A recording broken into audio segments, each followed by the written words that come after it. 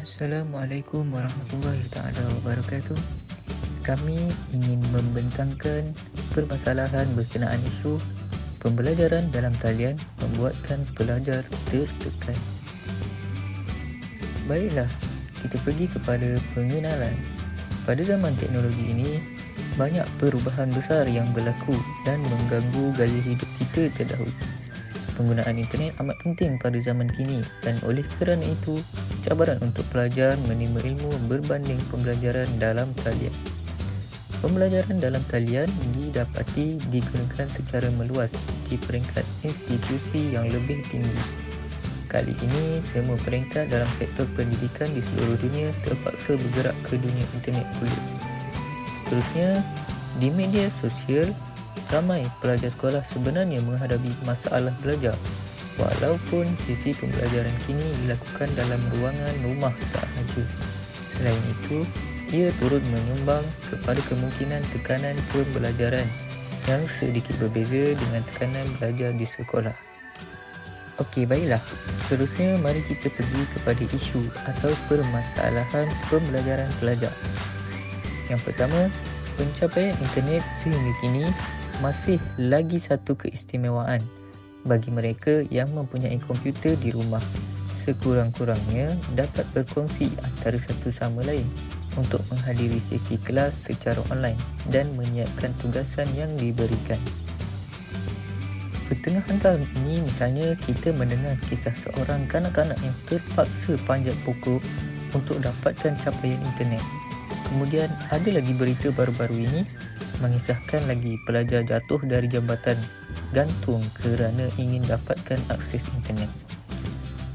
Maka di sini kita nampak ramai orang yang terpaksa mengeluarkan wang untuk membeli data internet yang juga diperlukan jika mereka ingin menyiapkan tugasan. Kadang-kadang tugasan memerlukan usaha carian yang teliti, terutamanya jika tugasan memerlukan pelajar mencari rujukan mereka sendiri untuk mendapatkan maklumat tambahan.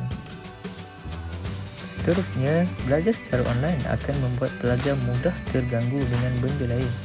Sebagai contoh, diganggu dengan mesej-mesej dari WhatsApp, tertarik dengan media sosial dan mungkin juga diganggu dengan suasana yang bising di dalam rumah. Dengan kurangnya pengawasan, pelajar akan lebih terdorong untuk melakukan hal lain semasa pembelajaran sedang dilakukan. Pengajar perlu memastikan semua pelajar hadir dalam kelas online dengan menyuruh mereka membuka kamera, laptop atau suara. Okey, baiklah. Mari kita pergi kepada teori-teori yang berkaitan. Yang pertama ialah kognitif. Strategi kognitif merangkumi strategi seperti mana penyelesaian masalah secara langsung, mencari sokongan emosi dan membuat perancangan. Strategi daya tindak ini dapat dikategorikan dalam strategi daya tindak yang berfokus masalah.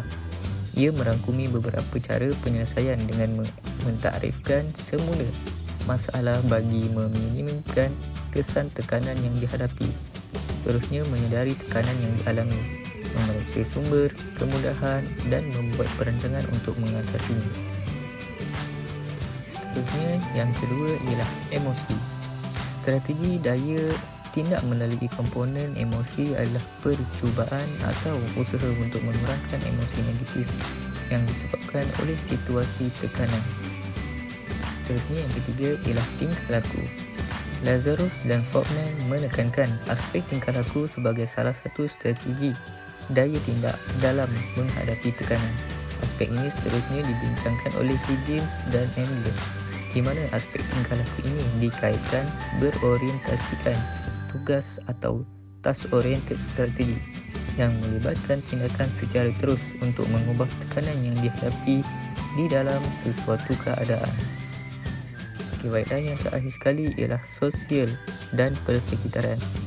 Strategi daya tindak melalui elemen sosial dan persekitaran ialah salah satu strategi umum yang digunakan oleh responden dalam menghadapi tekanan adalah dengan mencari sokongan sosial. Sokongan sosial yang paling relevan dalam konteks ini adalah ibu bapa, pensyarah dan rakan. Ibu bapa juga perlu menyediakan ruang pembelajaran yang kondusif. Selain itu, tidak membebankan anak-anak mereka dengan tugas rumah. Akhir sekali, sebagai kesimpulan, antara kesimpulannya ialah pelajar perlu mengambil kira dengan semua kelebihan dan kekurangan belajar secara online untuk mendapatkan keputusan yang lebih baik. Seterusnya, para pengajar juga perlu memahami tugas mereka dengan lebih terperinci. Itu sahaja daripada bincang kami. Sekian, terima kasih.